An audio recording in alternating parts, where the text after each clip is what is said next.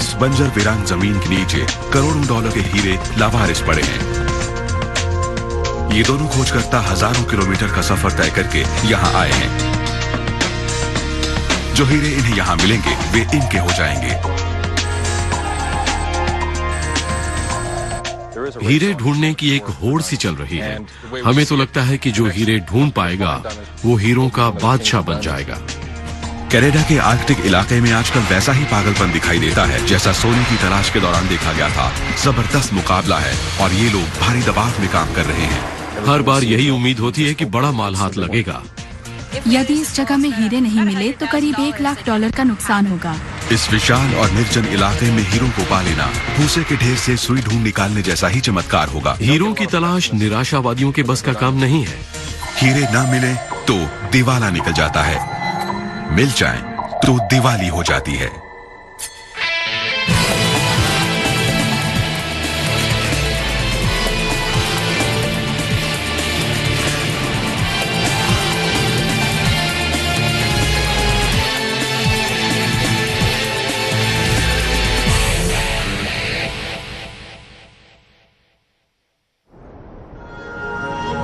इस बंजर जमीन के नीचे करोड़ों डॉलर के बिना तराशे हीरे छिपे हैं। इन्हीं की चाहत ने तो इंसान को हमेशा से दीवाना बना रखा है।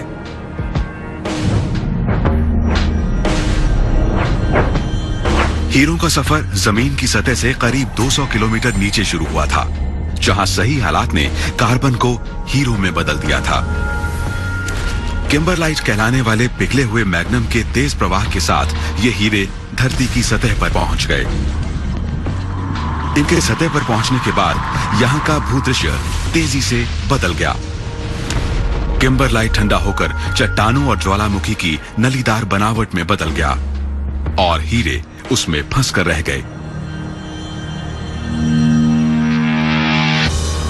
जो हीरे इस तूफानी प्रवाह को झेल चुके थे, उनका खतरों से भरा सफर अभी पूरा नहीं हुआ था। अब उन्हें बढ़ते हिमनदों का सामना करना था। किम्बरलाइट में फंसे हीरों को कोई मौका ही नहीं मिला। नलीदार बनावट का ऊपरी हिस्सा टूट गया और बहकर सैकड़ों वर्ग किलोमीटर के इलाके में फैल गया। समय के साथ साथ हिमनदों का बहना बंद हो गया, पर हीरों का कहीं कोई सुराग नहीं था। 50 करोड़ साल बाद दौलत के लालची ये लोग पुराने हिमनद के रास्तों पर आर्कटिक इलाके में किम्बरलाइट और हीरों की तलाश कर रहे हैं। किम्बरलाइट की तलाश इसलिए की जा रही है क्योंकि हीरे भी तो उसी में छिपे बैठे हैं।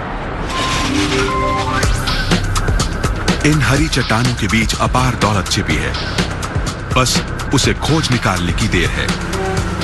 पर किम्बरलाइट आसानी से नहीं मिलता। ग्रैहम और मार्क एक कंपनी चलाते हैं, नाम है डायमंड्स नॉर्थ।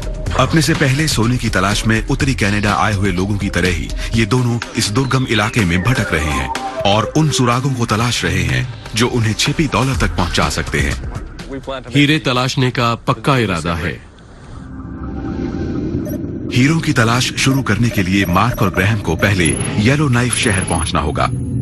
यह शहर इतना छोटा है कि बिना किसी जरूरी वजह के यहाँ कोई जाएगा नहीं, और करोड़पति बनने की इच्छा कोई छोटी वजह तो है नहीं। ये येलो नाइफ का रनवे 33 है। वहां से ये उत्तर के बंजर इलाके में जाएंगे। हीरे तलाशने वाली आबादी को ये पीछे छोड़ आए हैं। इन्हें काम करने के लिए बहुत ही कम वक्त मिलता है। खराब मौसम के कारण फिर से येलो नाइफ लौटना पड़ता है। इस समय ये लोग विक्टोरिया द्वीप जा रहे हैं।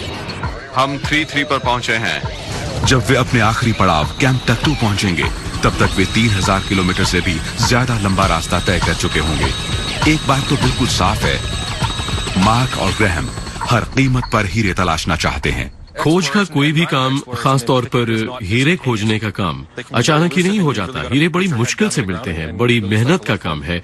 बारीकी से तलाश करना जरूरी होता है, बड़ी कुशलता की जरूरत होती है, भाग्य का साथ देना भी आवश्यक है। जरूरी नहीं कि कामयाबी हमेशा मिल ही जाए। यदि मार्क और ग्रैहम को हीरे मिल जाते हैं तो उन्हें बाहर निकालने के लिए खुदाई करना जरूरी होगा।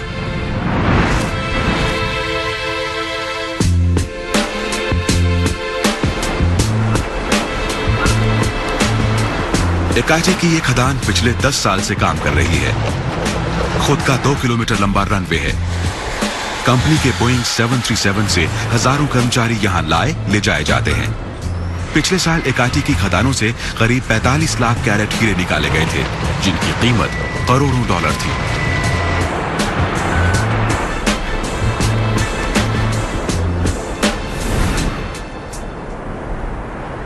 मार्क और ग्रैहम की कंपनी ने भी थोड़ी जमीन पर खोज करने के अधिकार प्राप्त कर लिए हैं, पर तलाश जल्दी ही पूरी करनी होगी।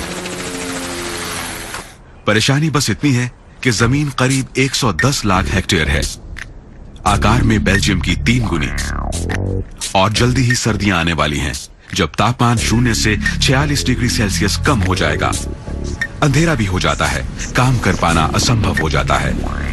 समय तेजी से बीत रहा है। ग्रैहम और मार्क दबाव में है, तभी उन्हें कुछ अजीब सा दिखा। हवाई जहाज द्वारा सर्वेक्षण के दौरान हमें एक इलाका ऐसा दिखा जिसकी बनावट ठीक उस इलाके जैसी थी जहां पहले हमें किम्बरलाइट मिला था। हम उसी को देखने जा रहे हैं। हम पता लगाना चाहते हैं कि वहाँ जो उभार है क्या वो किम्बरलाइट है। हम अपने साथ कुछ नक्शे ले जा रहे हैं। हम उस जगह की मिट्टी और वहाँ की चट्टानों के नमूने लेने की बात सोच रहे हैं। हम वहाँ जाने के लिए तैयार हैं। हीरे वाकई बड़ी मुश्किल से मिलते हैं और व्यावसायिक मात्रा में तो बहुत ही कम जगह मिलते हैं। उन्हें बाहर निकाल पाना भी बड़ा खर्चीला काम है, पर यह है बड़ा फायदे का सौदा। ये सचमुच एक खजाने की खोज है। इस काम में नक्शे पर बना एक बिंदु भी आपको माला माल कर सकता है। मार्क और ग्रैहम डायमंड्स नॉर्थ नाम की कंपनी चलाते हैं और यहाँ 3000 किलोमीटर दूर कनाडा के आर्कटिक इलाके में रहकर काम कर रहे हैं। मार्क और ग्रैहम हीरे तलाश रहे हैं। यहाँ आए उन्हें कई हफ्ते हो चुके हैं और अब सर्दियों की शुरुआत बस होने ही वाली है। अब तक तो कुछ हाथ नहीं आया है। किम्बरलाइट की तलाश अभी भी जारी है, एक ऐसी तलाश जो उन्हें माला माल कर सकती है। यदि सब काम ठीक से हो जाता है तो एकाटी की तरह उनकी भी एक खान होगी।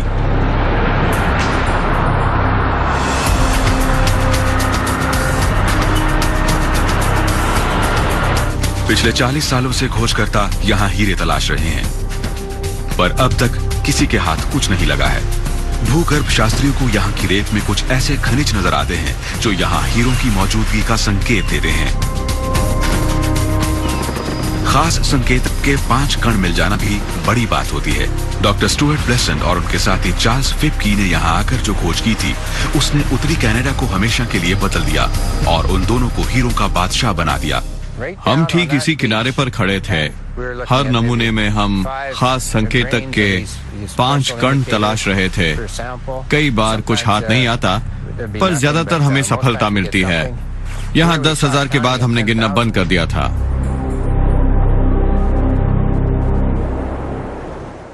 कुछ संकेतक ही नहीं, बल्कि यहाँ के नमूनों में हमें दरअसल कुछ हीरे भी मिले थे। 2 हीरे ठीक उस जगह रखे थे। अब ठीक उसी जगह खड़े हैं जहाँ से ये सब शुरू हुआ था। मैं तो बस देखता ही रह गया था। बहुत खूबसूरत नजारा था। यहीं से तो शुरुआत हुई थी। यहाँ से लिए गए नमूनों के कारण जो दौड़ शुरू हुई थी वो आज भी जारी है। इस इलाके की शोहरत बढ़ गई है।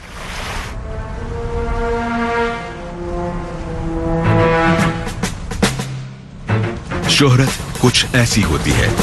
ये एकाटी डायमंड माइन है। स्टुअर्ट और चार्ल्स दोनों की 10-10% भागीदारी है, यानी इस खदान से निकलने वाले हर हीरे की कीमत का 10-10% पैसा इन्हें मिलता है। हर साल करोड़ों डॉलर की आमदनी है और ये करोड़ों डॉलर ही तो मार्क और ग्रैहम को यहाँ खींच लाए हैं। पर खुदाई करने से पहले उन्हें इस जगह के अधिकार हासिल करने पड़ते हैं। येलो नाइफ शहर में आपका स्वागत है। हर साल दिसंबर की पहली तारीख को आप यहाँ के सरकारी दफ्तर से कौड़ियों के भाव में ये अधिकार हासिल कर सकते हैं। खजाने को तलाशने आए लोगों की भीड़ से ये फुटपाथ पूरी तरह से भर जाता है। लोग बहुत ही शांति से खड़े थे, किसी का रास्ता नहीं रुका था। मालकम रॉब एक सरकारी अधिकारी हैं। परमिट देने का काम वे ही करते हैं। रात को जब अंदर नहीं आ सकते तब वे लोग यहाँ पर जमा हो जाते हैं। मनचाही जगह पाने के लिए कंपनी वाले समय से हफ्तों पहले से ही अपने कर्मचारियों को यहाँ की कतार में खड़ा कर देते हैं। एरिक कूल्सन इस भीड़ को नियंत्रित करते हैं। पिछले साल तो इन लोगों का आना 1 महीने पहले ही शुरू हो गया था, क्योंकि कोई चाहता था कि जमीन के एक खास हिस्से के अधिकार उसे मिल जाएं।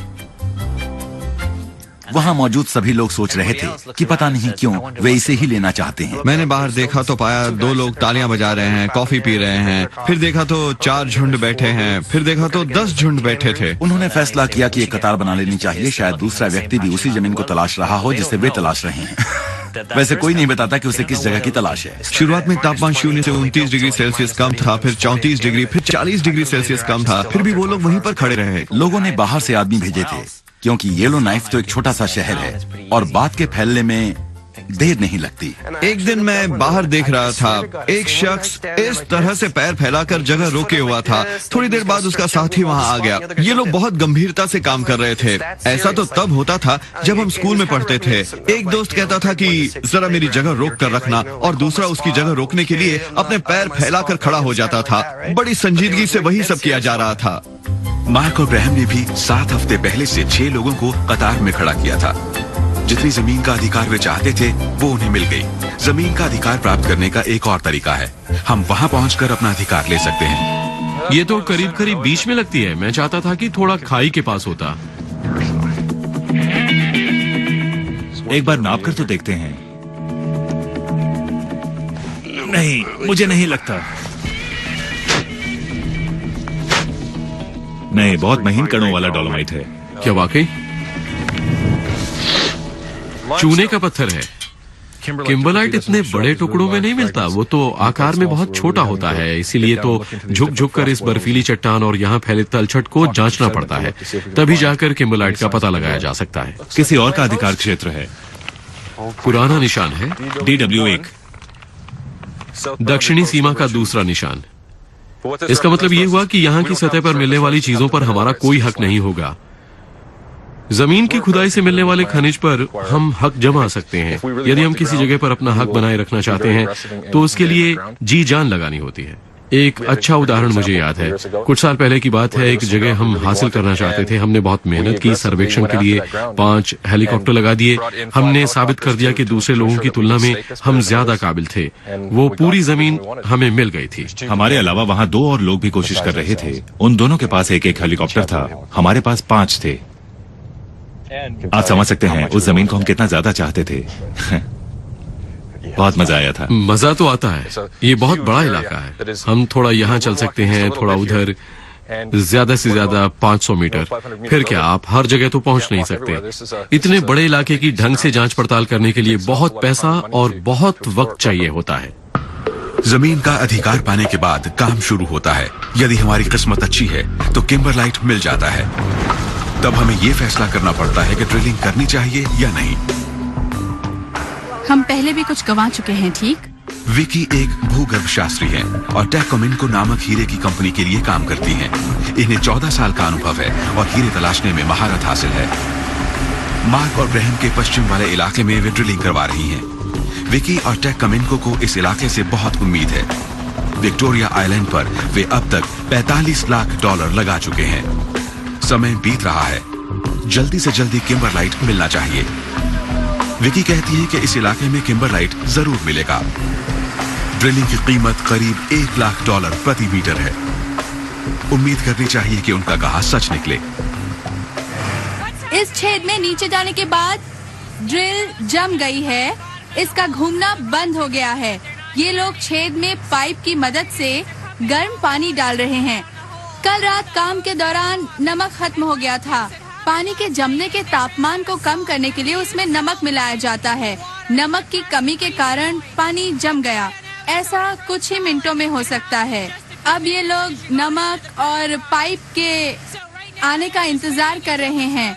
प्रोपेन गैस की मदद से पानी को करीब उबलने तक गर्म किया जा रहा है। पूरी कोशिश की जा रही है कि ड्रिल फिर से घूमने लगे। ड्रिल के जम जाने से विकी परेशान है। ये ड्रिलिंग बेकार जा सकती है। ये कोशिश पूरी तरह हमारे हाथ से बाहर जा सकती है। बहुत बुरा होगा। हमें फिर से शुरू करना होगा। इस इलाके की जांच बहुत जरूरी है। इस छेद को गवा देने का मतलब होगा $1 लाख बेकार चले जाना। अपने अधिकारियों को इसकी जानकारी देना बड़ा कठिन काम होता है। यहाँ क्या मिला, क्या हमारे पास अभी भी वक्त है, और 10 तरह के सवाल। और आप जानते हैं कि इस ड्रिल के फिर से काम करने के बाद शायद एक और छेद बनाना पड़े, पर ये सब तो आगे की बात है। मुझे लगता है कि यहाँ किम्बरलाइट है। मुझे बहुत ज्यादा उम्मीद है। 500 से भी ज्यादा इलाकों में से इसे चुना गया था। हमें यहाँ किम्बरलाइट मिलने की पूरी उम्मीद है। मैं तो कहती हूँ कि यहाँ किम्बरलाइट है। मैंने अपने बॉस से भी यही कहा था। पर ऐसी बात नहीं कि मैं कभी गलत नहीं होती। हीरो की मौजूदगी का सही पता ड्रिलिंग से ही चलता है। छेद से निकली चट्टानों को प्रयोगशाला भेजा जाता है। वहां उन्हें पिघलाकर छाना जाता है और फिर हाथ से छंटाई होती है। यदि बड़ी मात्रा में सूक्ष्म हीरे मिलते हैं तो और नमूने जांचते हैं। यदि नतीजे अच्छे होते हैं तब खुदाई का फैसला लिया जाता है। किम्बरलाइट की बनावट गाजर की तरह होती है। बीज से हीरे निकालने के बाद आप और गहराई में जाते हैं। जमीन के बहुत अंदर तक जाना पड़ता है। रॉबर्ट जेनेई इकाटी माइन के शिफ्ट मैनेजर हैं। इकाटी की कई खदानें हैं। उनमें 3 स्तरों पर दिन रात काम चलता है। रॉबर्ट यहाँ की सुरक्षा के जिम्मेदार हैं। ये सब किम्बरलाइट है।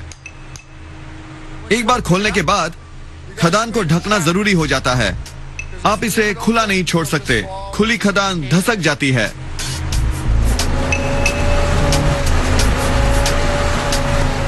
इस समय आप कहाँ हैं? 20-90 पर। कुछ लोग यहाँ हवा पहुंचाने का काम कर रहे हैं।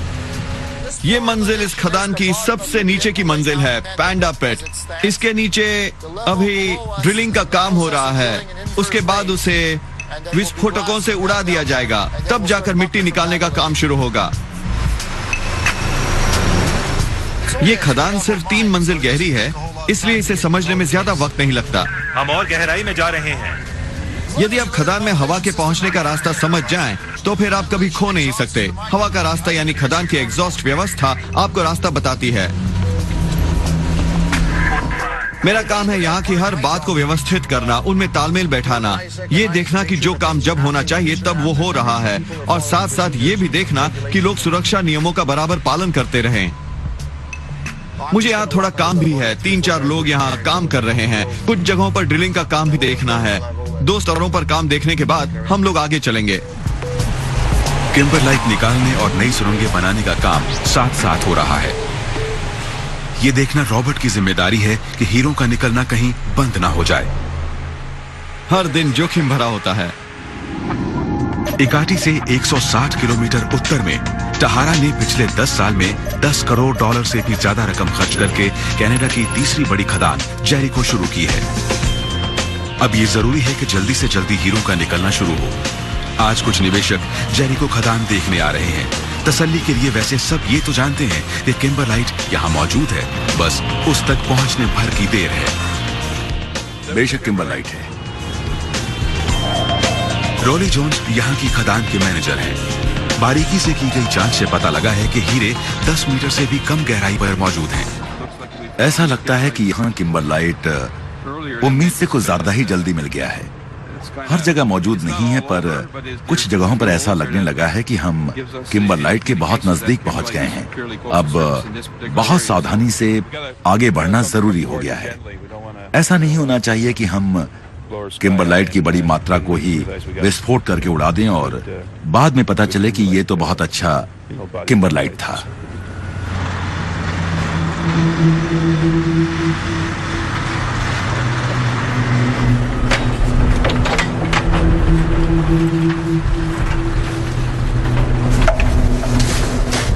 तरह तरह का सामान है। विस्फोटकों का बहुत बड़ा भंडार है हमारे पास। ये यूनिमैक्स है जो नाइट्रोग्लिसरीन पर आधारित है। एट ईडन यहाँ विस्फोट करने वालों के प्रमुख हैं। ये उनकी जिम्मेदारी है कि विस्फोट नियंत्रित रहे। इन सभी विस्फोटकों का स्थापीकरण किया गया है। ये लिपटी पट्टी के आकार में आते हैं। इन्हें हम सब छेदों में लगा देते हैं और दूसरे किनारे पर बूस्टर्स होते हैं।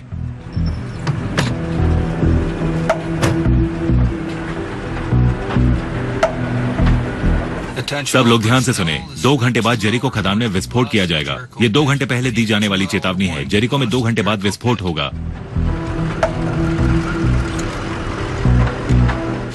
पिछले 20 सालों से मैं विस्फोटकों को ऐसी ही गाड़ियों में लेकर चल रहा हूँ। कभी कोई दुर्घटना नहीं हुई। सब कुछ पूरी तरह सुरक्षित है। हम नाइट्रोग्लिसरीन को तरल रूप में नहीं ले जा सकते, उसमें खतरा होता है। बहुत से लोग सोचते हैं कि विस्फोटक खतरनाक होते हैं, पर जब आप रोज इनका इस्तेमाल करते हैं तब आपका डर मेरे ख्याल से हट सा जाता है। एड बेफिक्र नजर आते हैं, पर सच तो यह है कि उनकी गाड़ी में जितना विस्फोटक है वो उन्हें अंतरिक्ष में पहुंचा सकता है। इस दौरान वहां वीराने में खड़े मार्क और ग्रैहम विस्फोटकों के बस सपने ही देख सकते हैं। आप देख सकते हैं कि यहाँ कोई भी किम्बरलाइट नजर नहीं आ रहा है। सच? यहाँ से वहां तक कम से कम ऐसा ही लग रहा है।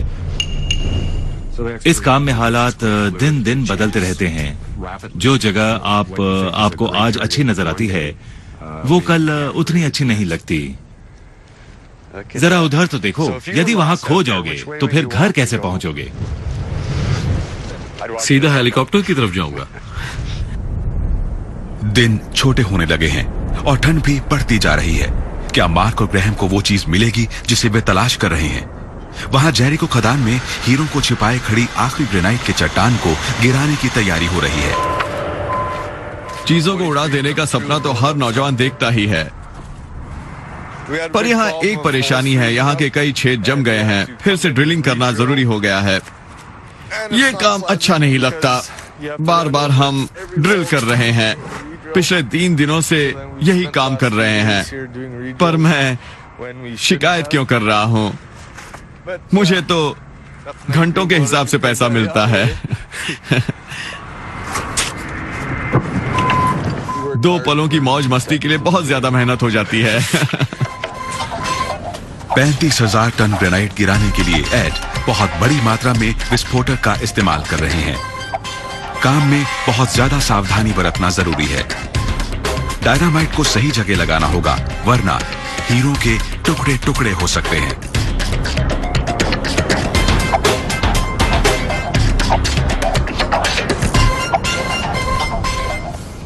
इस हवा का ध्यान रखना बहुत जरूरी है। मैं वहां सबसे ऊपर रहूंगा। मैं इस विस्फोट को फिल्माऊंगा। हवा कुछ इस दिशा में बह रही है। टूटे पत्थर ऊपर जाकर हवा के कारण बहुत दूर तक पहुंच सकते हैं। अच्छा ठीक है, तो एवन और केविन तुम ऊपर जाकर पहरेदारी करो। पाइपलाइन के पास वाली सड़क पर तुम दोनों वहां के लिए अभी निकल जाओ। जब वहां पहुंचो तो रास्ता रुकवा देना और मुझे रेडियो पर खबर कर देना। ठीक है? आपसे ऊपर मुलाकात होगी। ये क्या है? तुम्हें मेहमान अच्छे नहीं लगते? अच्छा ठीक है, ठीक है। सभी लोग ध्यान से सुने। जेरिको खदान पर अगले 2 मिनटों में होने वाली विस्फोट की चेतावनी दी जाती है। सायरन बजने तक रेडियो प्रसारण नहीं होगा। यदि कोई आपात स्थिति खड़ी हो जाए और विस्फोट को रोकना हो तो रेडियो प्रसारण किया जा सकता है। फिर से सुने, जेरिको खदान पर 2 मिनटों के बाद विस्फोट होने वाला है। वहां सहारा में 35,000 टन ग्रेनाइट को उड़ाकर किम्बरलाइट बाहर निकालने की कोशिश हो रही है। हीरो तक पहुंचने के लिए बस यही एक दीवार बची है।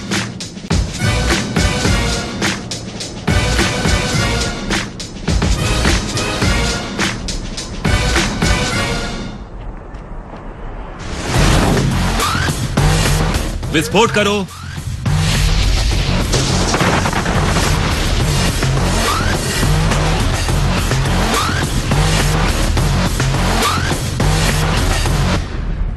मार्क और ग्रैहम ने हार नहीं मानी है। उन्हें विश्वास है कि वो लोग हीरो से कुछ ही मीटर दूर खड़े हैं। सिर्फ सही रंग के पत्थरों के मिलने की देर है। हरे किम्बरलाइट की तलाश है। हमें बस हरे पत्थरों की तलाश है। ये तो रेत में बदल गए हैं। मिट्टी अब भी ज्यादा है। जाहिर है वहां की रेत में से अलग है। मौसम का असर हो जाने से टूट फूट गए हैं।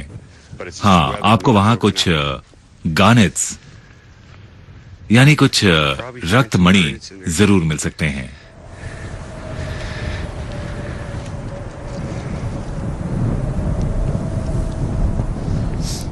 शुरू हो गए, देख रहे हैं ना? अब यहाँ गार्नेट मिलने लगे। ये साबित करता है कि शायद यहाँ किम्बरलाइट जरूर मौजूद है। ये सारी की सारी बातें इसी ओर इशारा करती हैं। एक मुट्ठी रेत आपकी किस्मत संवार या बिगाड़ सकती है। संकेत तो अच्छे मिल रहे हैं, पर क्या यहाँ ड्रिलिंग करना आर्थिक दृष्टि से ठीक होगा? 5 सेंटीमीटर व्यास वाले छेद को 1 मीटर गहरा बनाने के लिए यहाँ $1 लाख खर्च होते हैं। ड्रिल तक घूमना शुरू हो गया है। दूसरा छेद करने की जरूरत नहीं पड़ेगी। बहुत पैसा बच गया। ड्रिल घूमना शुरू होने के बाद कुछ नमूने निकाले गए हैं, पर वे ऐसे पत्थर तो नहीं चाहती थी। छोटे हरे पत्थरों का शेड भी सही नहीं है। यहाँ तो देखने लायक कुछ नहीं मिला है। हर पीली चीज सोना नहीं होती और हर हरा पत्थर किम्बरलाइट नहीं होता। शायद वो सुबह मिल जाए। भूगर्भ शास्त्री आशावादी होते हैं। विकी निराशा को छिपा रही हैं। उन्हें विश्वास था कि यहाँ हीरे मौजूद हैं। वहाँ टहारा में वे जानते हैं कि हीरे वहाँ हैं, बस उन तक पहुँचने भर की देर है। बड़े विस्फोट ने इलाके को बदल कर रख दिया है। करीब 33,000 टन पत्थर तोड़ा गया है, पर सभी के मन में एक ही सवाल है, क्या किम्बरलाइट बाहर निकल आया है? किम्बरलाइट तक नहीं पहुंच पाए रोली, लेकिन नहीं चूक गए। ये अच्छा हुआ कि किम्बरलाइट हिलने से बच गया। हम जब चाहें उसे निकाल लेंगे और ऐसा करना बेहतर भी होगा। हाँ हाँ,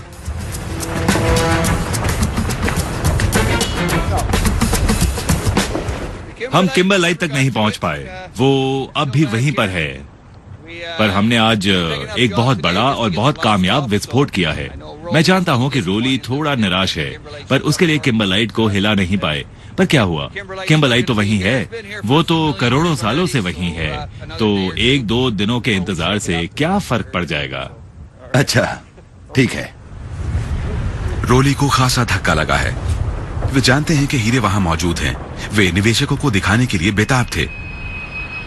खनिज जगत की आर्थिक राजधानी टोरंटो से कुछ विशेषज्ञ आए हैं।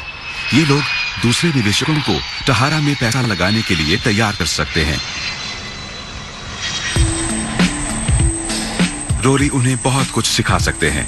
तेजी से कार्य चल रहा है और जमीन में बहुत बड़ा छेद बन चुका है, पर चाहकर भी वे उन्हें किम्बरलाइट नहीं दिखा पाए।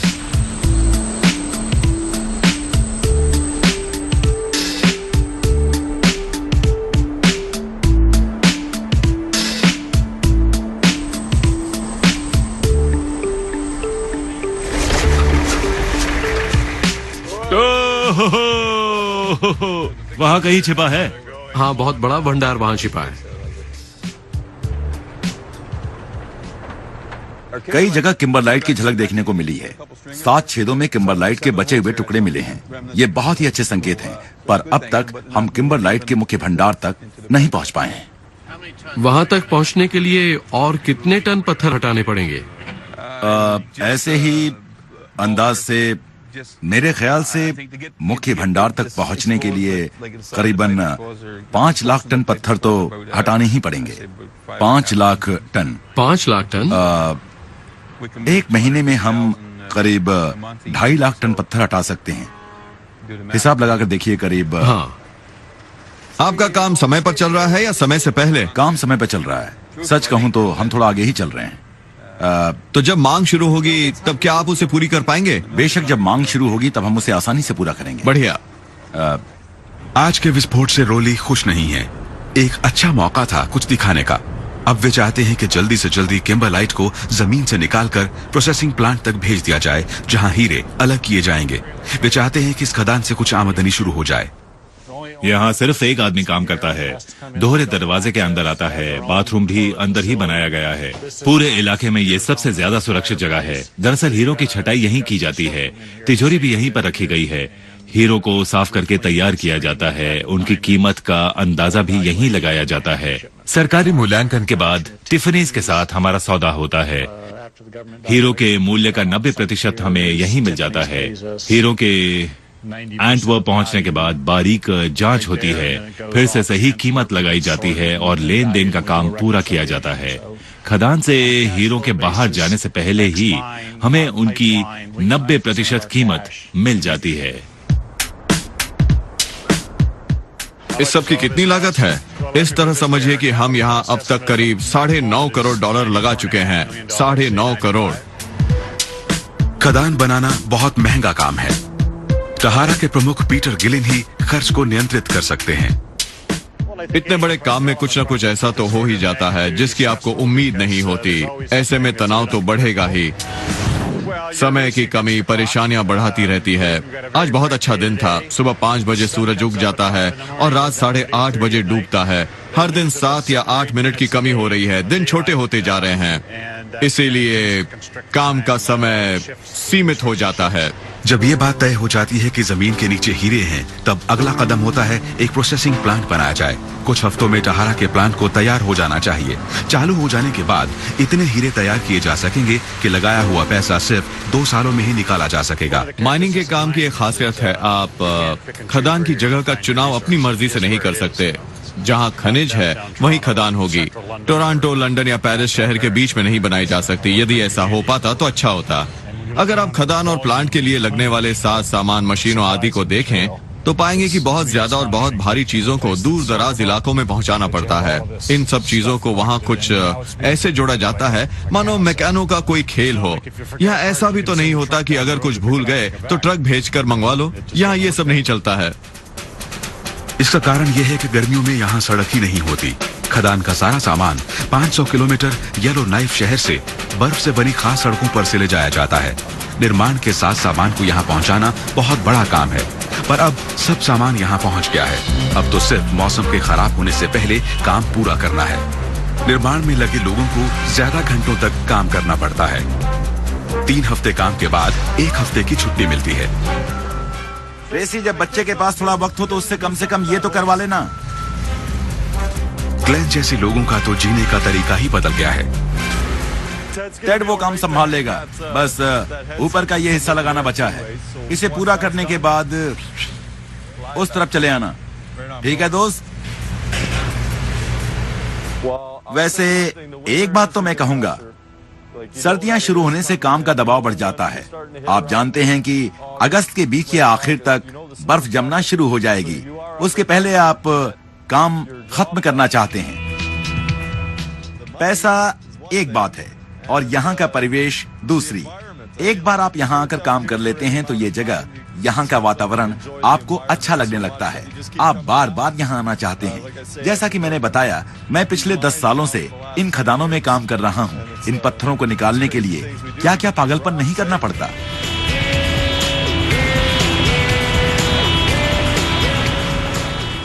क्या आप मानेंगे कि मैंने आज तक हीरा नहीं देखा है?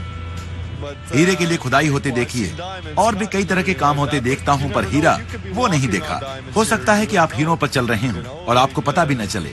कौन जाने क्या हो रहा है। हम 1 सप्ताह में सब काम कर लेना चाहते हैं। हम जानते हैं कि 3 हफ्तों के लिए हमें जाना है। बच्चों को परेशानी हो जाती है, पर उन्हें भी आदत हो गई है। सबसे पहला काम है लॉन की कटाई। पिछले 3 हफ्तों से घास बढ़ रही है। मुझे नहीं लगता कि मैं कभी रिटायर भी होऊंगा। मुझे वहां बहुत अच्छा लगता है।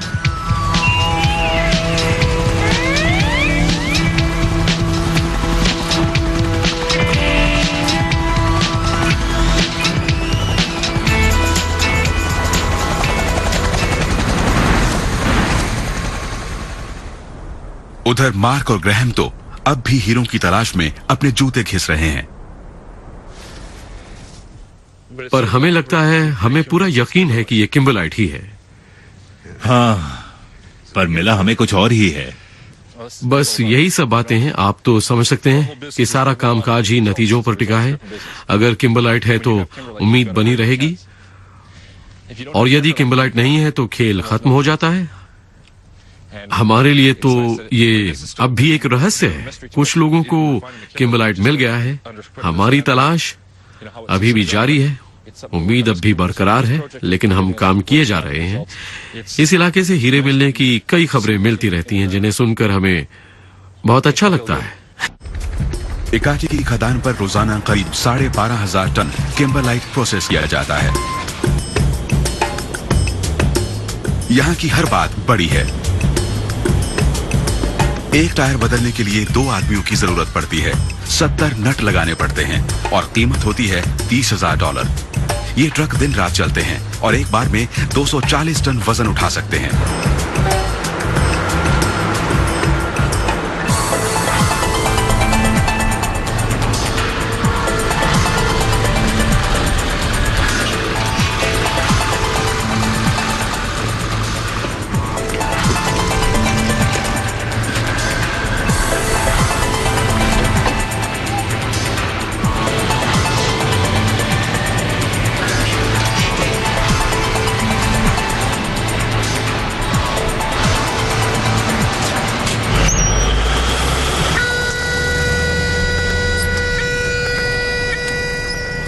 ये तो ब्रेक की जांच के लिए है। ठीक है, वो वहाँ है। शैरल उत्तरी अमेरिका में ट्रक चलाने वाली महिलाओं में से एक हैं।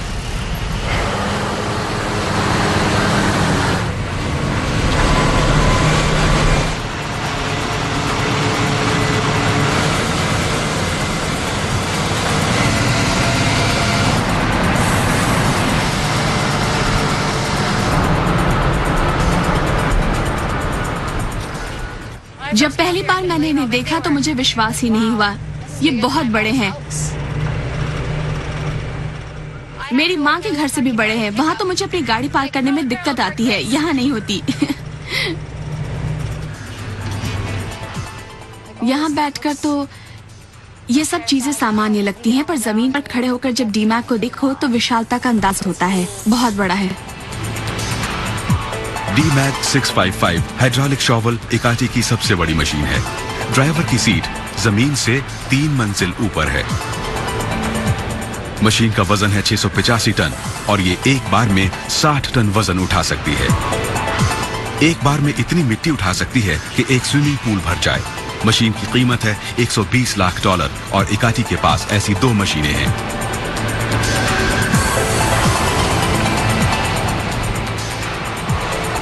सभी लोग एक ही सवाल करते हैं कि आपको हीरे देखने को मिलते हैं। हम कहते हैं कि नहीं, हम सिर्फ उन्हें ढोते हैं, देख नहीं पाते। सच तो यह है कि हम सिर्फ पत्थर ढोते हैं। मेरी माँ बार बार पूछती है कि मुझे हीरा कब दे रही हो। मैं कहती हूँ कि पहले खुद तो एक खरीद लूं।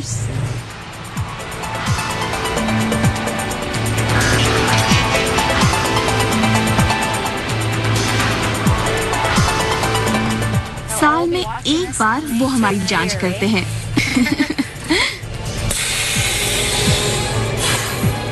चलते हैं।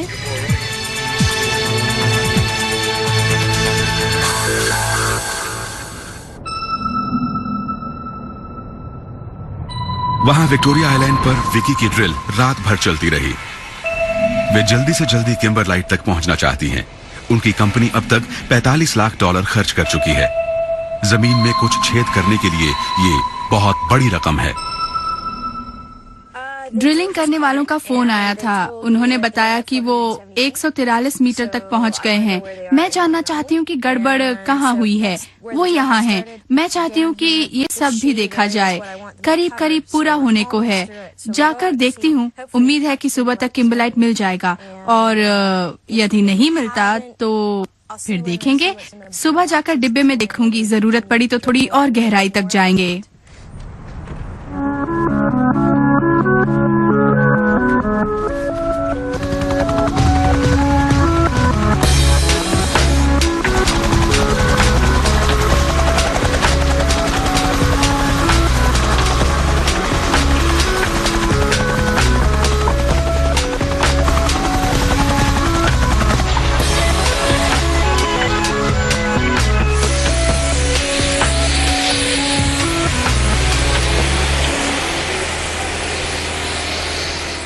रस्टी, तुम्हारा हेलमेट कहाँ है? ओह, उधर रखा है। मैं तो बस ये पत्थर देख रहा था। ठीक है।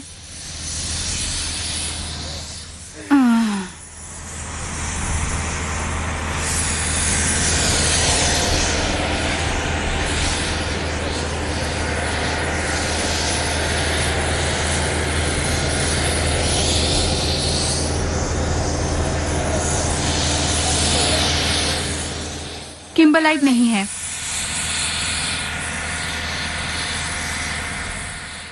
ये सही नहीं।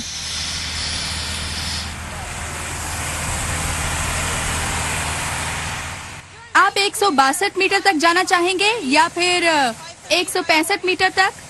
उसके आगे नहीं। जब वहाँ पहुँचो तो मुझे बता देना। ठीक है, बताऊंगा।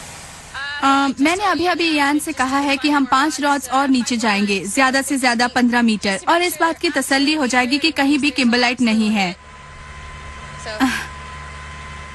थोड़ी निराशा जरूर हुई है।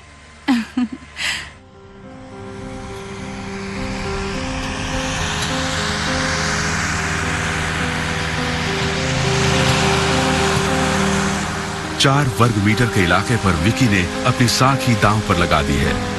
उन्हें विश्वास है कि यहाँ किम्बरलाइट मौजूद है। इतनी गहराई तक ड्रिलिंग करने में उनकी कंपनी का बहुत ज्यादा पैसा लग चुका है, पर हाथ कुछ नहीं आया।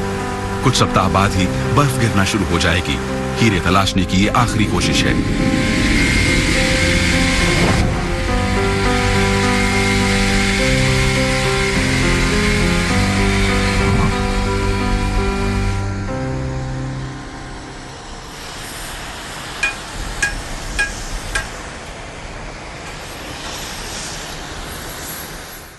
वही है।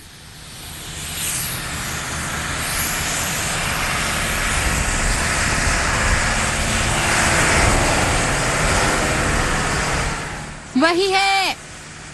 क्या? वही है। हाँ।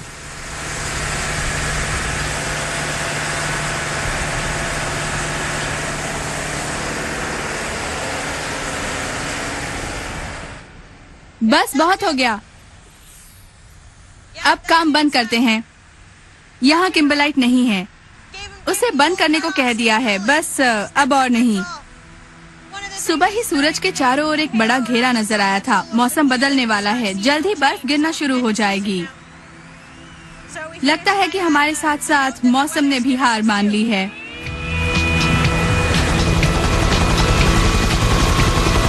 पैंतालीस मिनट बाद ड्रिलिंग बंद हो गई और ड्रिल को वापस भेज दिया गया। बहुत देर लगा रहा है वेन। हाँ, शानदार नजारा है। सो तो है।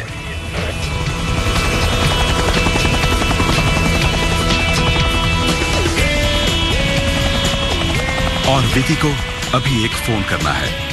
टेक कमिंको को बताना जरूरी है कि उसका अनुमान गलत निकला है और इस इलाके में उनके हाथ कुछ नहीं आया है।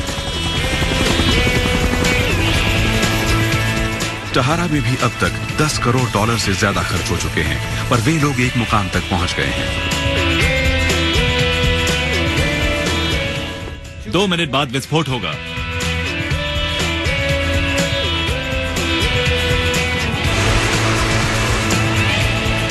सभी को बहुत उम्मीद है। अगला साल बहुत महत्वपूर्ण होगा। उम्मीद है कि हीरों का निकाला जाना शुरू हो जाएगा। मार्क और ग्रैहम के लिए भी सर्दियों की शुरुआत है। मौसम के खराब होने के कारण हीरों की तलाश रोक दी गई है। वैसे तो दूसरी जगहों पर इस समय गर्मी का मौसम है, पर आर्कटिक में अगले 9 महीनों तक बर्फ का गिरना जारी रहेगा।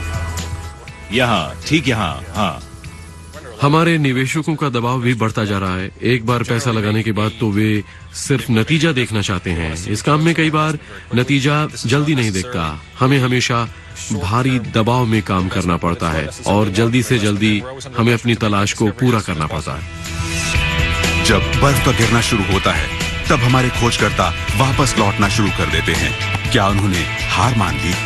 हम कब तक हार नहीं मानेंगे? खोज करने वाले तो उम्मीद लगाए रहते हैं। वे काम करते रहते हैं, हार नहीं मानते। वे किसी और जगह काम शुरू कर देते हैं।